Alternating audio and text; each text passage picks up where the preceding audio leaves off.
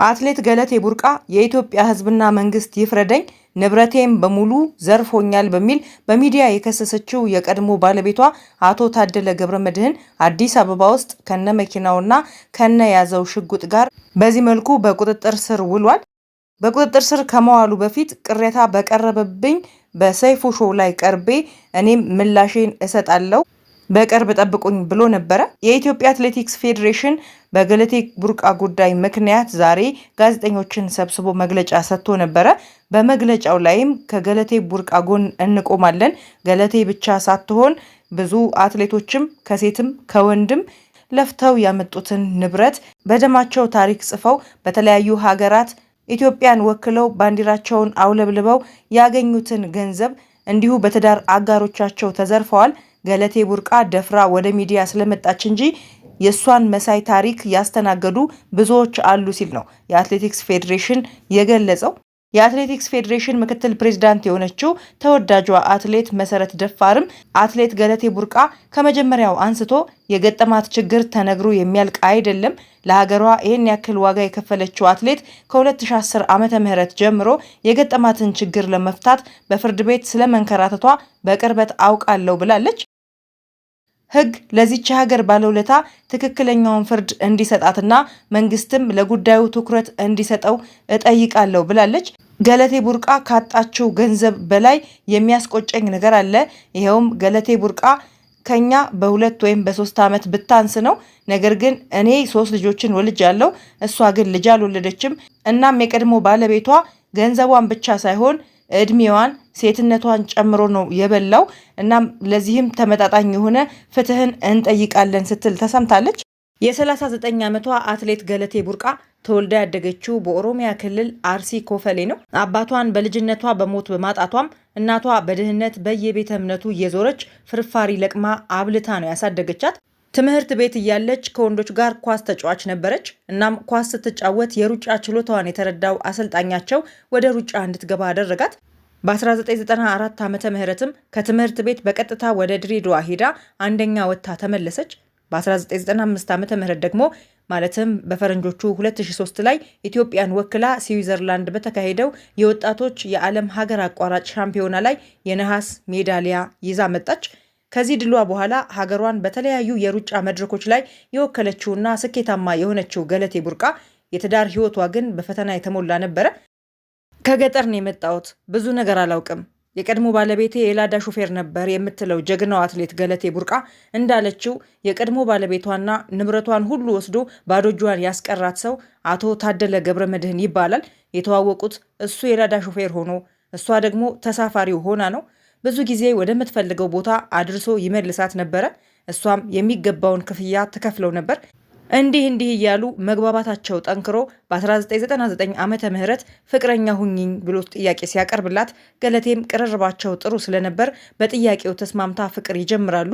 በ2000 ዓመተ ምህረትም ትዳር መሰረቱ። በነገራችን ላይ ገለቴና አቶ ታደለ ገብረመድህን ፍቅር ከመጀመራቸው በፊትም አትሌት ገለቴ ቡርቃ በዓለም አደባባይ ታዋቂ ሯጭ ነበረች። የመጀመሪያዋን የነሐስ ሜዳሊያም በ1995 ዓመተ ምህረት ወይም በፈረንጆቹ በ2003 ነበረ በስዊዘርላንድ በተካሄደው የወጣቶች የዓለም ሀገር አቋራጭ ሻምፒዮና ማሳካት የቻለችው። ከአቶ ታደለ ጋር እስከተጋባችበት ጊዜ ድረስም በብዙ የዓለም የሩጫ ውድድሮች ላይ የሜዳሊያ ባለቤት ነበረች። ለአብነት ያህልም በ1998 ወይም በፈረንጆቹ 2006 በዓለም ሀገር አቋራጭ ሻምፒዮና የወርቅ ሜዳሊያ ያሸነፈችውን ማንሳት ይቻላል። እናም ከቀድሞ ባለቤቷ ጋር ፍቅር ሲጀምሩም ሆነ ጋብቻቸውን ሲፈጽሙ ገለቴ በኢትዮጵያም ሆነ በዓለም ደረጃ ታዋቂና ብዙ ዶላሮችን በሽልማት ያገኘች አትሌት ነበረች። እናም ከአቶ ታደለ ጋር ጋብቻቸውን ከፈጸሙ በኋላ ገለቴ በተለያዩ የዓለም የሩጫ መድረኮች ላይ በመወዳደር በማሸነፍ በሽልማት ዳጎስ ያለ ገንዘብ በማግኘት ንብረት አፍርታለች። በሽልማት ያገኘቻቸውና በገንዘቧ የገዛቻቸው 11 ቤቶችና 5 መኪኖች ነበሯት። እናም እነዚህን ንብረቶቿን እሷ ሩጫዋ ላይ እንድታተኩር ለማድረግ ሲሉ ባልና ሚስት ተመካክረው ለባለቤቷ ሙሉ ውክልና ሰጠችው። ይህንን ያደረገችው ባለቤቷን ስለምታምነውና ከየዋህነቷ የተነሳ ነበረ። እናም በ2009 ዓ.ም ለውድድር አሜሪካ ሄዳ ስትመለስ ባለቤቷ ከቤት ወጥቶ ጠፍቶ ጠበቃት። ጸበል ሄጃለሁ የሚል ወረቀት አስቀምጦላት ነበረ። እናም ጋብቻቸውን የፈጸሙት በፕሮቴስታንት እምነት በሙሉ ወንጌል በመሆኑ የምን ጸበል ነው ብላ ግራ ተጋብታ ወደ እናቱ ጋር ሄዳ እናቱን ስትጠይቃቸው እሳቸውም ያለበትን እንደማያውቁና ይባስ ብሎም ቤት የለም እንዴ ብለው ይጠይቋታል። ተስፋ ቆርጣ ወደ ቤት ትመለሳለች። ከቀናት በኋላ ከሰዎች ጋር ተመካክራ የሆነው ነገር ካለ ምናልባት ለፖሊስ ማሳወቅ አለብኝ ብላ ወስና ውሳኔዋን ለእናቱ ቤታቸው ሄዳ አሳውቃቸው ከቤታቸው ወጣ እንዳለች ደውሎ የሰው ሕይወት አትበጥብጪ፣ በሕይወት መኖር ከፈለግሽ አርፈሽ ቁጭ በይ ብሎ አስፈራራት። ገለቴ በወቅቱ ስለተሰማት ስሜት ስትገልጽ ደነገጥኩ፣ ምን አድርጌ ነው ይሄ ሁሉ ብዬ ቤት ገብቼ አልቅሼ እንደተባልኩት አርፌ ቁጭ አልኩ ትላለች። ይሄ የሆነው ወይንም ባለቤቷ ከቤት ወጥቶ የጠፋው 2009 6ኛ ወር ላይ ነበረ። እናም ከ8 ወራት በኋላ የፍቺ ጥያቄ መጣላት። ፍርድ ቤት ሄዳም ፍቺውን እኔ አልፈልግም፣ ምክንያቱም በሃይማኖት ነው የተጋባ ነው፣ ፍቻችን በጌታ ዘንድ የተፈቀደ አይደለም ብትልም ባለቤቷ ፍቺውን በመፈለጉ 2010 የካቲት ላይ ጋብቻቸው በፍቺ ተጠናቀቀ። የሰጠችውን ሙሉ ውክልና አንስታ ንብረቶቿን ለመቆጣጠር ስትሞክርም ከ11 ቤቶቿ 10ሩ ከ5ቱ መኪኖቿ ደግሞ 4ቱ ስመ ንብረታቸው ወደ ሌላ ሰው ዞሮ አገኘች። ይሄ ያልታሰበ ዱብዳ ነበረ ለገለቴ። እሷ ሳታውቅ ያለውን ሙሉ ውክልና ተጠቅሞ 10ሩን ቤቶችና 5ቱን መኪኖች ወደ ሌላ ሰው አዛውሯቸዋል። ገለቴም በቀጥታ ወደ ሕግ ሄዳ አመለከተች። ዳኞችም ሽማግሌ መድበውላቸው በሽማግሌዎች ንብረቶቹን ለምን ወደ ሌላ ስም እንዳዞረ ሲጠየቅ ሸጠን በጋራ በልተነዋል የሚል መልስ በማቅረቡ ሽማግሌዎች ሸጦ ወደ ገለቴ አካውንት ያስገባው ገንዘብ ካለ በሚል አጣርተው ሸጦ ምንም ገንዘብ ወደ እሱ አካውንት እንዳላስገባ አረጋገጡ።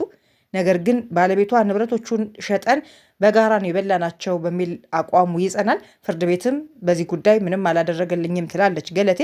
የሚገርመው ነገር ገለቴ ጋብቻቸውን ሲፈጽሙ በሽማግሌ በሰፈር ውል የግል ንብረት ብላ ያስመዘገበቻቸው ንብረቶችም አልቀሩም ሲሸጡና ወደ ሌሎች ሰዎች ስም ሲዘዋወሩ። ገርጂ ጃክሮስ ጋርም በጠቅላይ ሚኒስቴር መለስ ዜናዊ ሄልሲንኪ ተወዳድረው ሲመለሱ በ1997 ማለት ነው ለአትሌቶች ቤት ተሰጥቷቸው ነበረ። እናም ገለቴ ባለ አንድ ፎቅ 147.8 ካሬ ላይ ያረፈ ቪላ ቤት ተሸልማ ነበረ። እናም የባለቤቷ እናት ጨርቆስ ጥሩ ያልሆነ ቤት ውስጥ እየኖረች እንደሆነ ያየችው ገለቴ የእሱ እናት የኔም እናት ነች በማለት የተሸለመችውን ይህንን ቤት ሙሉ ዕቃ አሟልታ ኑሩበት ብላ ሰጠቻቸው። ከፍች በኋላ ስለዚህ ቤት ስታጣራ ግን ባለቤቷ ለእናቱ በ200 ሺህ ብር እንደሸጠላቸው እናም የቤቱ ስም ወደ እሳቸው እንደዞረ ሰማች። እናቱም ገዝቼዋለሁ ብለው ዞር በያሏት ማለት ነው። ውክልናውን ተጠቅሞ በአጠቃላይ ከነበራት 11 ቤትና 5 መኪና 1 መኪናና 1 ቤት ብቻ ነው ያስቀርላት። ሌሎቹን ስማቸውን ወደ ሌላ ዙሮ ሲጠየቅ ሸጬ እኔና ገለቴ በጋራ በልተነዋል ብሎ መልስ ሰጥቷል። የቀራቸው 1 ቤትና 1 መኪናም ትዳራቸው በፍቺ በመቋጨቱ ፍርድ ቤት እንዲካፈሉ ወስኗል። እናም በቅርቡ በሐራጅ ሊሸጥ እንደሆነ ገለቴ በእንባ ጎዳና ልወድቅ ነው ከነ ቤተሰቤ በማለት ገልጻለች። በነገራችን ላይ አቶ ታደለ ከገለቴ ጋር ከተፋታ በኋላ ሌላ ትዳር መስርቶ ልጆች ወልዶ እየኖረ ነው። ገለቴ ግን ከአቶ ታደለም ሆነ ከሌላ ሰው ምንም አይነት ልጅ እስካሁን ድረስ አልወለደችም።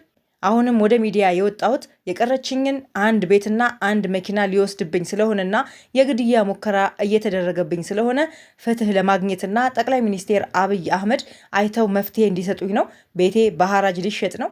ከነ ቤተሰቤ ጎዳና ልወጣ ነው። እናም ፍትህ ስጡኝ እላለሁ። ሀገሬን በቻልኩት አገልግዬ ባንዲራዋን በዓለም ዙሪያ አውለብልብ ያለው የገጠመኝ ችግርም ከአቅሜ በላይ በመሆኑ የኢትዮጵያ ሕዝብ ፍትህ ይስጠኝ ስል እማጸናለሁ ትላለች።